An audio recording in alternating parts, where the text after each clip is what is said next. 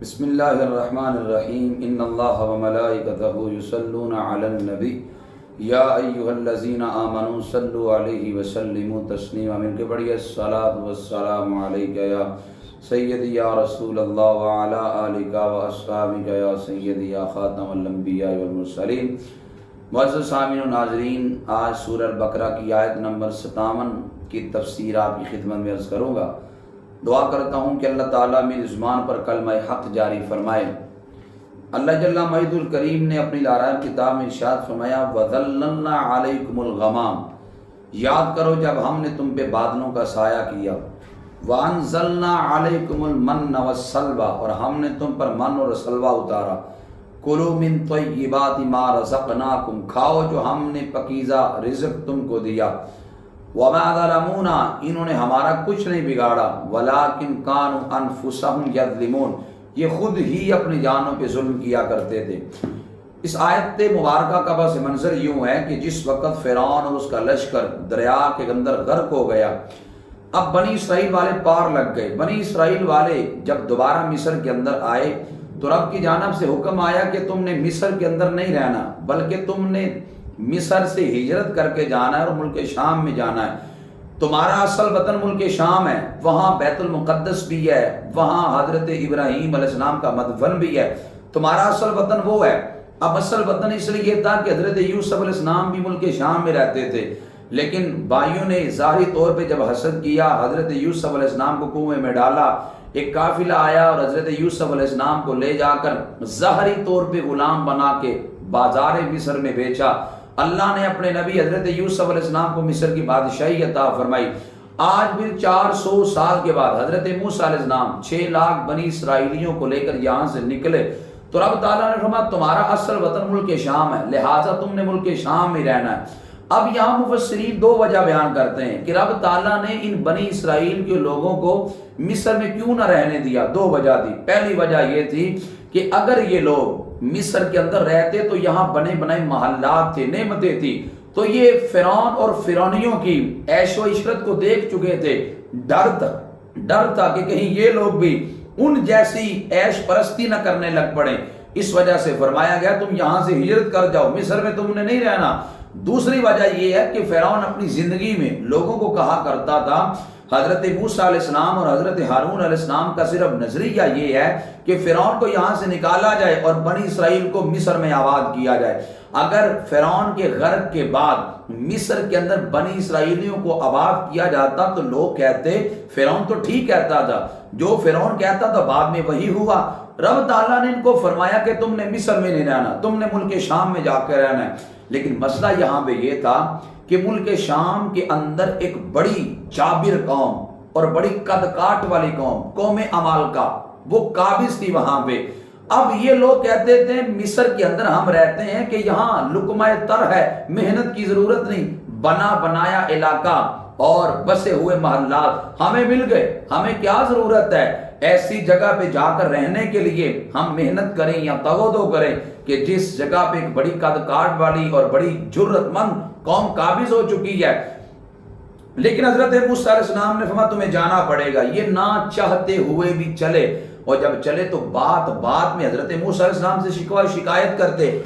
حضرت موسیٰ علیہ السلام نے اپنی قوم کے 10 افراد کو بھیجا، فرمایا جا کر قوم حالات کے حالات کا جائزہ لے کے آؤ، اور ان سے وعدہ لیا جو وہاں پہ دیکھو کسی کو آگے نہ بتانا، صرف مجھے خبر دینا۔ اب 10 افراد گئے، قوم عمالقہ بڑے بڑے قد کاٹ والے لوگ تھے۔ اب جب ان لوگوں نے دیکھا اتنے بڑے ان کے قد ہیں، 7 بندے آ کے پھر گئے، انہوں نے شور مچانا شروع کر دیا، وہ تو بڑے طاقتور ہیں، بڑے جرت والے ہیں، ہمارے تو ہاتھ کھڑے ہیں، ہم نہیں لڑنے کے لیے جائیں گے۔ یہاں تک انہوں نے کہہ دیا اذهب انت وربک فقاتلا انا ہاہنا قاعدون، اے موسیٰ آپ جائیں اور آپ کا رب جا کے لڑے، ہم تو یہاں پہ بیٹھے ہیں۔ جب اللہ کے نبی کی بے ادبی کی تو اس وادی تئی، وادی کا نام ہے، تیہ کا مطلب ہے حیرانی، اس وادی تئی میں پھر 40 سال تک نبی کی بے ادبی کی وجہ سے گھومتے رہے۔ صبح کو سفر شروع کرتے، رات کو جس جگہ پہ سوتے، جب صبح کو اٹھتے جہاں سے سفر شروع کیا تھا وہاں ہی پڑے ہوتے۔ 40 سال تک اس وادی کے اندر یہ لوگ گھومتے رہے۔ نبی کریم صلی اللہ علیہ وسلم نے جب دیکھا کہ دشمن بدر کے میدان میں آ گیا ہے، نبی علیہ السلام نے اپنے انصار المہاجرین صحابہ سے مشورہ کیا، تمہارا کیا خیال ہے جنگ کے متعلق؟ حضرت صدیق اکبر، حضرت فاروق اعظم بیک زبان بولے، یا رسول اللہ صلی اللہ علیہ وسلم ہر چیز قربان کرنے کو تیار ہیں، لیکن حضور کی نظر مبارک انصار مدینہ کی جانب تھی۔ انصار میں سے حضرت مقداد بن اسود بولے، یا رسول اللہ صلی اللہ علیہ وسلم انما نحن معاک، آقا ہم آپ کے ساتھ ہیں، آپ نکلیں، آقا ہم آپ کے ساتھ چلنے کو تیار ہیں، اور ہم موسیٰ علیہ السلام کی قوم کی طرح نہیں کہ ہم کہیں آپ جائیں اور آپ کا رب جا کے لڑے، آقا آپ نکلیں، ہم دائیں بھی لڑیں گے بائیں بھی لڑیں گے، آقا آپ کے آگے بھی لڑیں گے پیچھے بھی لڑیں گے، آقا آپ ہمیں لڑنے کا حکم دیں، ہم نکلنے کو تیار ہیں، کیونکہ تعالی اللہ، یہ شیوا نہیں با وفاؤں کا، پیا ہے دودھ ہم نے غیرت والی ماؤں کا، نبی کا حکم ہو تو کود جائیں سمندر میں، جہاں کو محو کر دیں نعرہ اللہ اکبر میں۔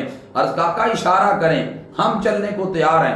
حضرت سعد بن معاذ رضی اللہ تعالیٰ عنہ نے عرض کی، آقا آپ حکم دیں، اگر آپ ہمیں حکم دیں گے تو ہم سمندروں کے اندر بھی اپنے گھوڑوں کو دوڑا دوں گے، اس لیے کہ دشت و دشت دریا بھی نہ چھوڑے ہم نے، بحر ظلمات میں دوڑا دیے گھوڑے ہم نے۔ اب نبی کریم صلی اللہ علیہ وسلم کے یہ صحابہ کی شان تھی کہ وہ حضور علیہ السلام کے آبرو کے اشاروں پہ چلتے تھے۔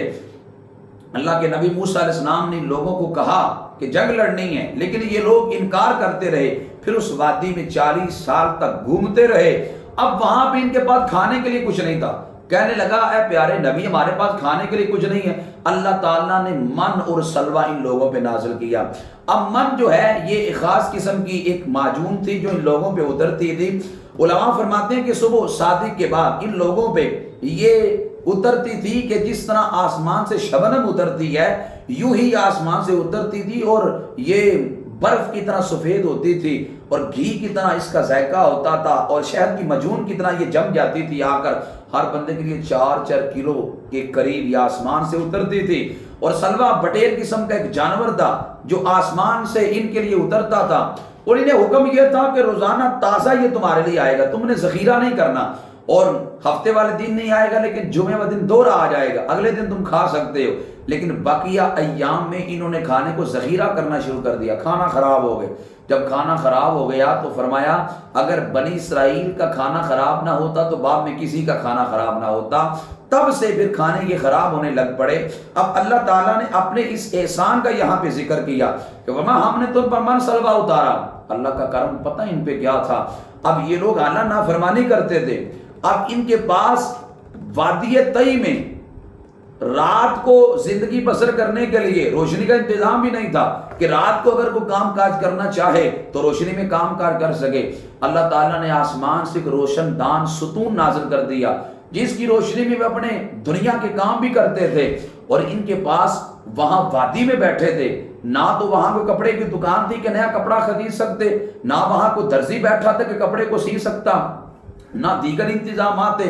رب نے ان پہ کرم یہ کیا، جب ان کے ہاں بچہ پیدا ہوتا تو بچے کے ساتھ ساتھ اس کے کپڑے بھی پیدا ہوتے، جو جو بچہ بڑا ہوتا تو اس کے کپڑے بھی بڑے ہوتے۔ بنی اسرائیل کے کپڑے گندے نہیں ہوتے تھے کہ دھونے کی ضرورت پیش آئے، اللہ نے کتنا ان پہ کرم کیا۔ یہ ناخن ان کے بڑے نہیں ہوتے تھے کہ کاٹنے کی ضرورت پیش آئے۔ اب دیکھو وہ نافرمانی پہ نافرمانی کرتے رہے، اللہ پھر بھی ان پر کرم پہ کرم کرتا رہا، اس لیے کہ وہ خطائیں دیکھتا بھی ہے، عطائیں کم نہیں کرتا، نہ جانے وہ مجھ پہ اتنا مہربان کیوں ہے۔ میں اور آپ اپنی گریبان میں اگر جھانک کے دیکھیں ہم کس قدر رب کی نافرمانیاں کرتے ہیں، ہم کس قدر لوگوں کی غیبت کرتے ہیں، کس قدر ہمارے اندر برائیاں پائی جاتی ہیں، ہم کتنی اللہ کی نافرمانی کرتے ہیں۔ رب کتنا مہربان ہے، رب نے کبھی ہمارا رزق بند نہیں کیا، ہمارے وجود سے قوت نہیں چھینی، اللہ پھر بھی ہم کو ڈیل دیتا ہے کہ یہ بندہ باز آ جائے، گناہوں سے باز آ جائے، لوٹ آئے میری بارگاہ کی طرف۔ تو اللہ تعالیٰ نے ان لوگوں پر اس انعام کا ذکر کیا، فرمایا ہم نے من سلوہ تم پر اتارا تو کھاؤ جو پکیزہ رزق ہم نے دیا۔ انہوں نے ہمارا کچھ نہیں بگاڑا تھا، خود ہی اپنی جانوں پہ ظلم کرتے رہے، اور جو ہم ان پر نعمت من سلوہ کی اتارتے اس نعمت کی ناقدری کی۔ یاد رکھنا اللہ تعالیٰ کی ہر بندے پہ بڑی نعمتیں ہیں، ذرا اپنے گریبان میں جان کے دیکھیے اللہ نے کتنی نعمتیں ہم پہ کی. اللہ کی نعمتوں کی کبھی نہ قدری نہ کرنا, ہمیشہ اللہ کی نعمت کی قدر کرنا. رب کہتا ہے لَإِن شَكَرْتُمْ لَأَزِيدَنَّكُمْ, شکر کرو گے خزانے کھول کے عطا کروں گا. وَلَئِن كَفَرْتُمْ إِنَّ عَذَابِي لَشَدِيدٌ, اگر ناشکری کرو گے میرا عذاب بڑا سخت ہے. ہمیشہ اللہ کا شکر ادا کرے. یا اللہ تیرا کروڑوں بار شکر ہے, تو نے جس حال میں بھی رکھا ہے. جب بندہ شکر ادا کرتا ہے تو اللہ رحمتوں کے خزانے اور اپنے فضل کے خزانے اس بندے پہ کھول دیتا ہے. اب ان لوگوں نے موسیٰ علیہ السلام کی بے ادبی کی, جس کی وجہ سے اس وادی میں 40 سال تک گھومتے رہے. اللہ کو اپنے بندوں کی بے ادبی کبھی پسند نہیں ہے. مولانا روم یہاں پہ ایک بات لکھتے ہیں. مولانا روم کہتے ہیں کہ اللہ تعالیٰ نے کسی قوم پہ تب تک عذاب نازل نہیں کیا جب تک اس قوم نے کسی دل والے کا دل نہیں دکھایا. جب لوگ کسی دل والے کا دل دکھاتے ہیں پھر اللہ کا عذاب اترتا ہے. اب ان لوگوں کو من سلوا, کتنی عظیم نعمتیں رب نے دی کہ ہر چیز بنی بنائی ان کے پاس آ جاتی تھی, لیکن پھر بھی یہ ناقدری اس کی کرتی رہے. حقیقت یہ ہے جو چیز بندے کو بغیر محنت کے مل جاتی ہے بندہ اس کی قدر نہیں کرتا, اور جو چیز محنتوں کے بعد ملتی ہے بندہ بڑی قدر کرتا ہے. مثال کے طور پر ایک بندہ ساری پھکی بناتا رہے, صبح کو ایک بندہ ہے مفت اسے دے دے, وہ قدر بھی نہیں کرے گا, شاید جا کے کھائے بھی نہ, استعمال بھی نہ کرے.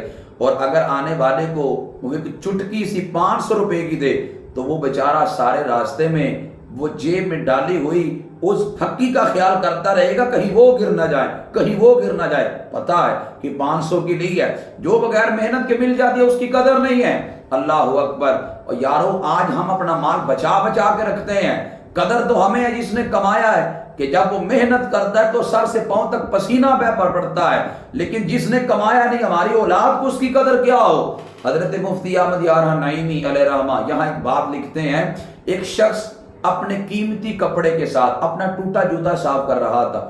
اس سے کسی نے کہا بے وقوف, تیرا ٹوٹا جوتا ہے, قیمتی کپڑے کے ساتھ ٹوٹا جوتا صاف کر رہا ہے. تو کہنے لگا صاحب میں عقل مند ہوں, میں کوئی بے وقوف نہیں ہوں, یہ جو ٹوٹا جوتا ہے یہ میرے پیسوں کا ہے, یہ کپڑا ابا جی کے پیسوں کا ہے, اس لیے جو چیز میرے پیسوں گئے مجھے تو اس کی قدر ہے, جو ابا جی کے پیسوں کی چیز آئی ہے مجھے اس کی قدر ہی نہیں ہے. اب ٹوٹی جوتی ہے, وہ ٹوٹی جوتی کو بھی صاف کر رہا ہے. جو چیز محنت کے بعد ملتی ہے اس کی قدر ہوتی ہے. اگر یہ من سلوا ان بنی اسرائیل کے لوگوں کو محنت کے بعد ملتا یہ قدر کرتے, بغیر محنت ملی قدر نہ کی. اس لیے اللہ جو نعمتیں دے ان کی قدر کرو.